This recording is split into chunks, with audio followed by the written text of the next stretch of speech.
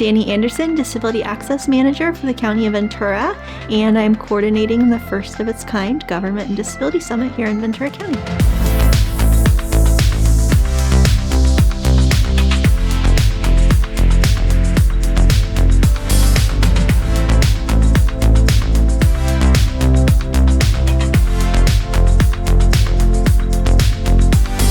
We got a visit from a great friend, Andy Imperato from Disability Rights California, and he came out to visit us at the County of Ventura to kind of see what we're doing, because this Office of Disability Access is not a very common office for a county government agency to have. So we talked about how it would be great to bring together governments and disability organizations to have conversations that maybe we don't typically have because we don't necessarily end up in the same rooms.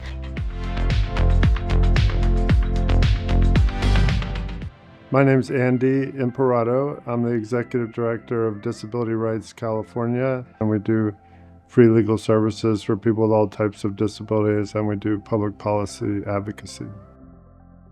When I visited Danny and her team here in Ventura County, and I said, you guys could host a gathering of people like you that are trying to make it work on the ground for voting accessibility, for transportation, housing affordability, all the things that play out on the ground for people with disabilities. So I'm just delighted that Danny jumped on it.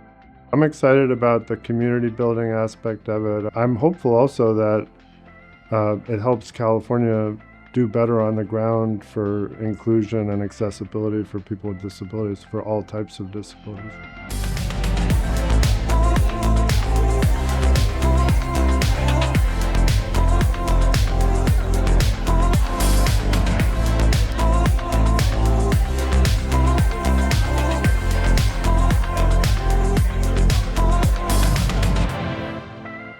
I think there's also a thing where people need to let you be funny. And I think sometimes audiences are reluctant, like one of the things I say is that some audiences are so politically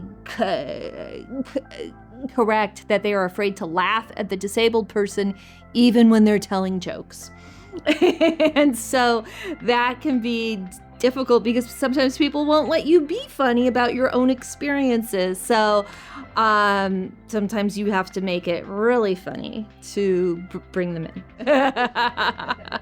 My name's Nina G, and I am a stuttering stand-up comic and an author.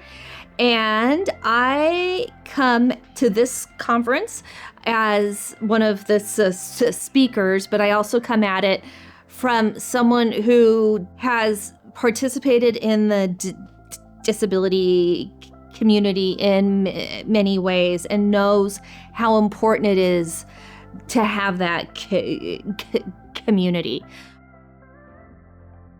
So I really think that community is a big piece of the disability experience, because you have to see yourself mirrored in order to find out who you really are. And we don't get those opportunities a lot. And that's why I'm really excited about this conference, because this conference is reaching people that aren't always reached and thinking about topics that aren't always talked about. Like, I never saw anybody stutter and do comedy, so I thought you had to be fluent in order to do that. And it wasn't until I attended a conference for people who stutter was I able to really start to challenge those kinds of internalized stigmas and those internalized ableisms in myself.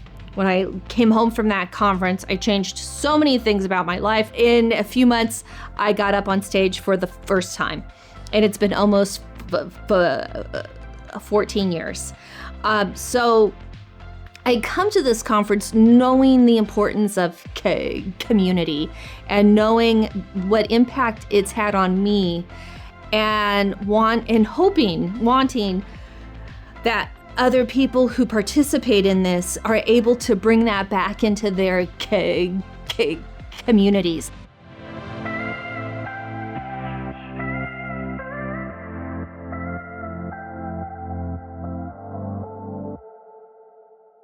When Congress passed the Americans with Disabilities Act in 1990, they established 4 goals for public policy as it affects people with disabilities: equality of opportunity, full participation, independent living, and economic self-sufficiency.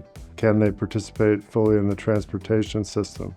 Can they vote privately and independently? Are they able to age in place and afford housing and be able to get to their medical appointments? Can they afford health care? The goals and the vision of the civil rights laws like the Americans with Disabilities Act don't happen automatically. They happen when leaders in government and outside of government decide that it's important to achieve those goals, in part because those goals reflect core values.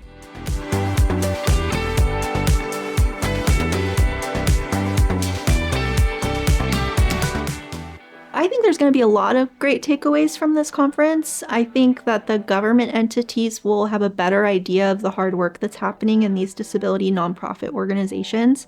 I think a lot of light bulbs will be around the fact that a lot of these organizations are staffed by people with lived experience with disability. And so they come at it from an understanding that is different than somebody who doesn't experience disability. I was diagnosed with muscular dystrophy as a child. I grew up using a power wheelchair. I come from a background where my mom came to this country when she was 22.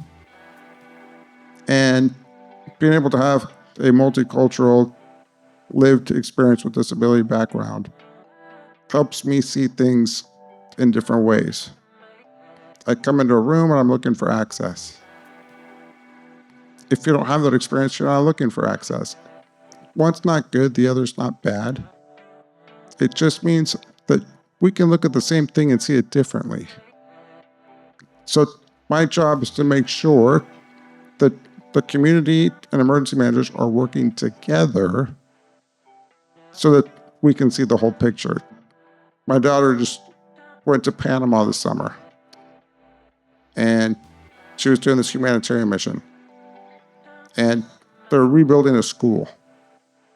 So she shows up and they give her a sledgehammer and they're like, knock down a wall. And she said, we had knocked down this wall, we were carrying out the rubble, and we see these kids, clearly this was their school. And they're concerned. What are you doing? What are you doing to our school? And she said, I just wanted to find a way to communicate with them, to say, in order to make it better, we have to take apart this current structure, and we will leave you with something better. That's what non-traditional emergency managers do.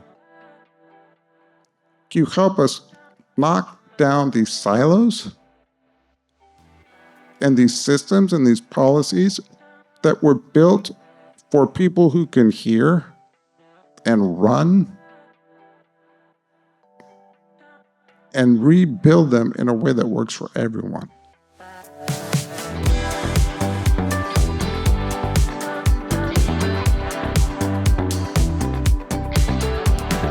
My name is Vianney Lopez. I am the 5th District Ventura County Supervisor. I represent a large portion of the city of Oxnard, Port Hueneme, and our coastal area.